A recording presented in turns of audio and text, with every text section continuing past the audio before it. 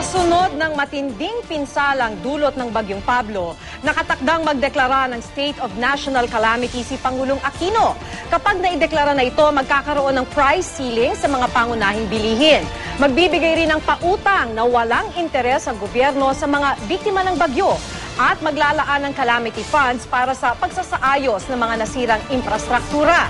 Nasa mahigit 4 na bilyong piso na naitalang pinsala sa agrikultura at infrastruktura dahil sa bagyo. Kanina, bumisita si Pangulong Aquino sa Compostela Valley para mamigay ng relief goods. Ipinagutos din niya ang pagbuo ng task force para imbestigahan ang nangyaring sakuna. May report si Cedric Castillo.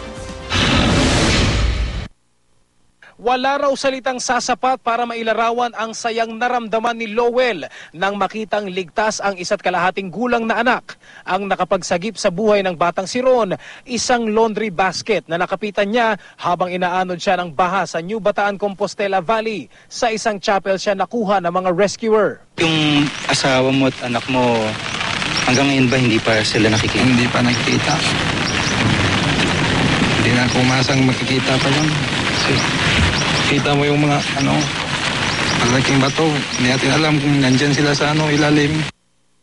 Pero tulad ng iba pang mga nasa evacuation center, hindi pa rin kumpleto ang kanilang pamilya. Nawawala pa rin kasi ang asawa ni Lowell at 2 pa nilang anak. Sa ngayon, halos 400 residente pa rin ang nawawala 3 araw matapos ang trahedyang dala ng Bagyong Pablo. Kanina, nadatnan namin ang isang squad ng Philippine Army na nagsasagawa ng retrieval operation. Wala silang sinayang na oras para maialis sa bunto ng mga nabuwal na kahoy ang mga naipit na labi ng mga biktima.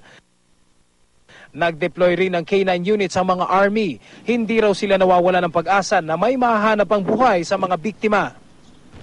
Sa ikalawang pagkakataon matapos ang malagim na flash flood, bumuhos ang malakas na ulan sa bayan ng New Bataan. Dito namin nasaksihan ang mabilis na paglamo ng rumaragasang tubig sa konkretong kalsada. Ang tubig galing sa bundok, gumawa ng sariling daan pababa. Dahil sariwa pa ang bangungot ng flash flood, ganito ang sumunod na eksena. Lahat balot ng takot na muli silang aabutan ng baha. Ang ilang residente hindi na naniniwalang ligtas pang manirahan sa lugar. Naisip nang iwan na namin kasi tungkol sa mga trahedya na. Pero may ilan pa ring buo ang loob na manatili rito sa kabila ng naranasang delubyo. Permanent na ba ito, ma'am, o babalik pa kayo? Babalik pa kami dito. May negosyo. Kasi dito naman talaga kami namumuhay. May mga namataan pa rin kaming pinipilit bumalik sa mga nasirang bahay. Marami sa kanila, hindi man lang maambunan ng tulong mula sa mga relief operations dahil sa layo ng kanilang lugar.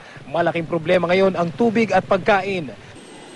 Sa pagbisita ni Pangulong Noynoy Aquino kanina, personal siyang namigay ng 10,000 financial assistance sa kada pamilyang namatayan. May ilang engineers din daw na pinadala para magtayo ng pansamantalang masisilungan ng mga biktima. Nakatakda rin daw bumuo ng isang panel na mag-iimbestiga kung bakit sa kabila ng paghahanda sa sakuna, marami pa rin buhay ang natubos sa malagim na trahedya. So makita rin, paano natin maiwasan na magkaroon ng ganitong trahedya ulit. Hindi ko nakabawas na yan, hindi ko kontento, kailangan talaga huli natin.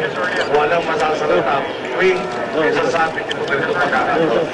Mula rito sa Compostela Valley, Cedric Castillo, GMA News.